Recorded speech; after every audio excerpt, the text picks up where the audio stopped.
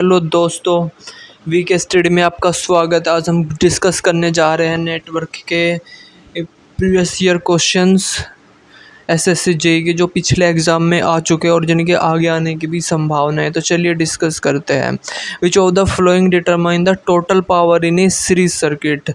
तो कौन सा इसमें जो सीरीज सर्किट में पावर को डिटरमाइन करता है। We know that what is the power. We know power is equal to V into I. So the voltage times to the currents determine the power. So correct answer is A.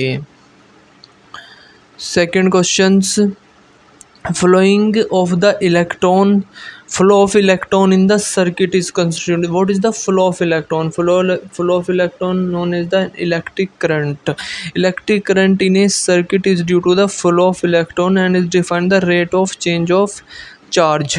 तो I is equal to क्या होता है. We know that I is equal to D Q upon D T. अगर हम इसको बहुत अच्छे manner में डिफाइन करें तो the flow of electric charge carrier electron and hole is known as the current. So the correct answer is C. Third question, if the two resistance of 10 ohm are connected in parallel, then equivalent resistance is. देखो इसकी simple trick है. मैं तो simple trick बताऊँ ना. अगर दो resistance है R into R connected in parallel तो इस becomes R by 2. If three resistance are connected in parallel, same resistance, but the condition is, remember, it's connected the same resistance, so it become R by 3. So this becomes 10 by 10 is 5 ohm. तो correct answer is C. A current of 5 ampere flowing through the conductor against the potential difference of 200 watt, the power dissipated. तो we know that what is the power dissipated. P is equal to VI. V की value अपने को दी है 200 गुना current कितना है 5, तो 5 में 10 तो 1000 वॉट. देखो अभी 2017 का क्वेश्चन है. ठीक है. Energy in units consumed by the heater of the rating 1000 watt by the operating it for the period of 2 hours will be. What is the energy. तो we know that the energy is equal to P is equal to P into T. Simple हमें P दिया हुआ है 1000 vote और गुना इस 2 hours तो किस comes 200 vote hours. ध्यान रखना है वोट ओर्स आया है. और we know that the 1 unit, we know what is the 1 unit. 1 unit is 1 kilowatt hours. तो इट्स बिकम्स आंसर और ई इज इक्वल टू कितना है 2000. सिंपल पी इंटू टी से P is 1000 and time period is 2 hours. तो simply we put air 2000 तो it becomes 2 kilowatt hours यानी 2 unit. 1 unit is 1 kilowatt hours. चलिए छठा question, ये 2017 का क्वेश्चन है. The internal voltage drop of the voltage source. तो internal voltage drop of the voltage source depend upon the internal resistance of the source. 7th question, which of the following is the active element. What is the active element. एक current source is an active element is source of energy. मतलब active element होता है जो energy को deliver करता है. देखो जो रेजिस्टेंस हुआ, इंडक्टेंस हुआ, कैपेसिटेंस हुआ, ये सब वो क्या आता है पैसिव एलिमेंट है. ये क्या करते हैं पावर को अब्जॉर्व करते हैं. जब वह जो आइडियल करंट सोर्स होता है ये एनर्जी को डिलीवर करता है. So the active element. To neglect a voltage source, the terminal across the source are. To neglect a voltage source, the terminal. तो अगर हमें neglect करना है voltage source which is the true source circuit, तो VT is equal to 0. voltage source of the terminal तो क्या हो जाएगा source circuit.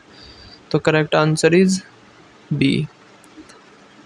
The value of the temperature coefficient of a resistance of a given conductor. The temperature coefficient of a resistance is not constant but depends upon a temperature. ये constant नहीं होता, different होता है, but ये depend करता है इस पे temperatures पे. तो correct answer is A. It's different from the different given temperatures. Okay.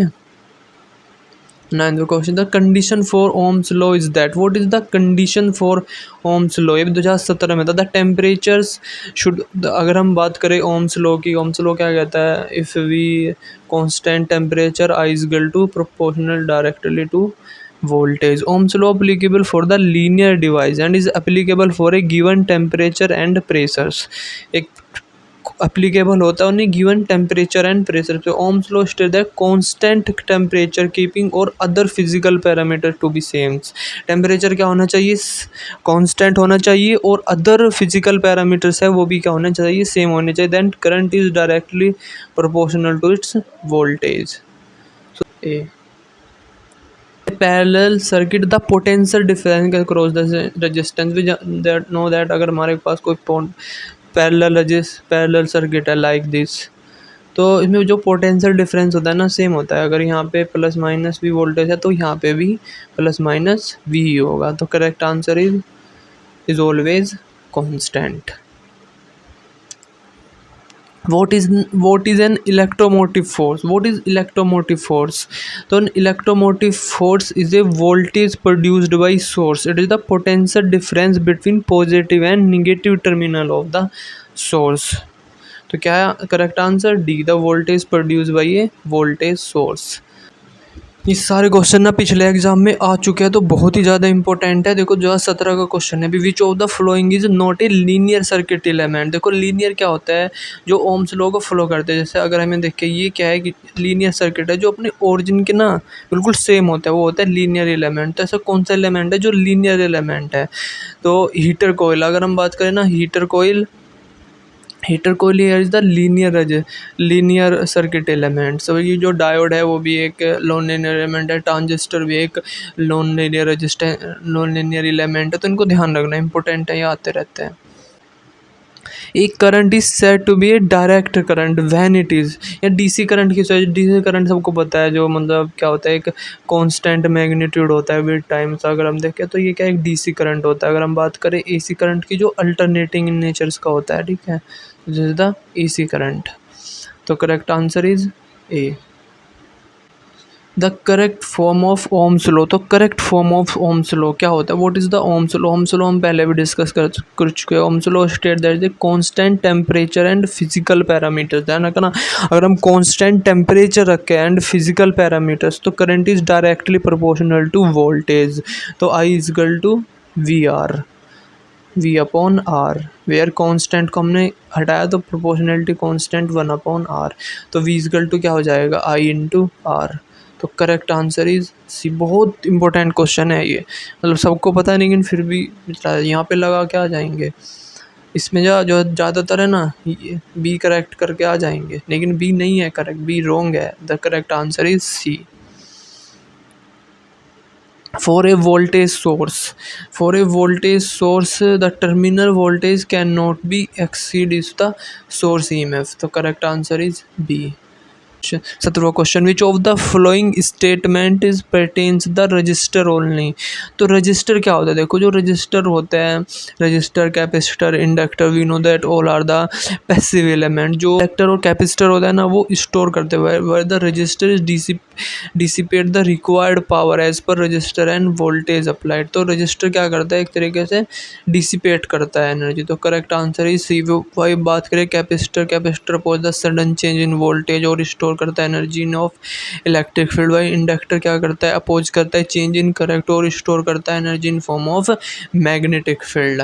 ठीक है, तो करेक्ट आंसर इज सी.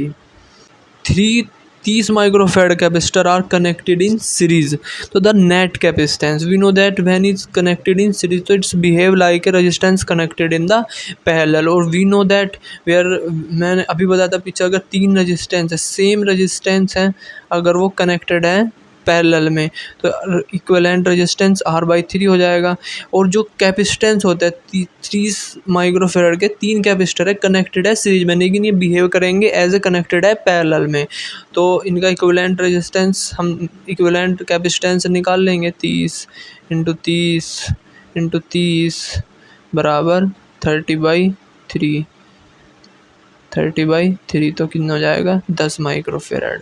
तो करेक्ट आंसर इज ए. ध्यान रखना ये कॉन्सेप्ट जनरल फार्मूले की. तो जनरल फार्मूला होता है इसका 1/C equivalent 1/C1 plus 1/C2 plus 1/C3. Simple रख दो, इसमें आ जाएगा आंसर.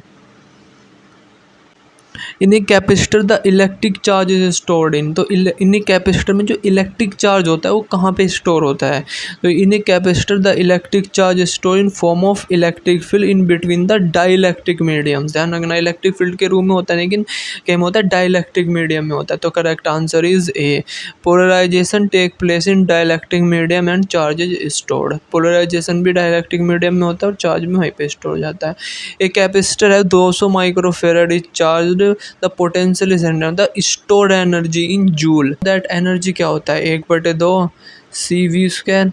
सी कैपेसिटेंस कितना है इधर 2000, 200 गुना 10⁻⁻6, लेकिन ये क्या है कैपेसिटेंस है वी स्क्वायर, तो 100 इंटू 100, तो 2 2 4 2 6 6 जीरो से 6 zero cancel and it is become 1/2, तो 1/2 is 1/2 cancel is become 1 joule.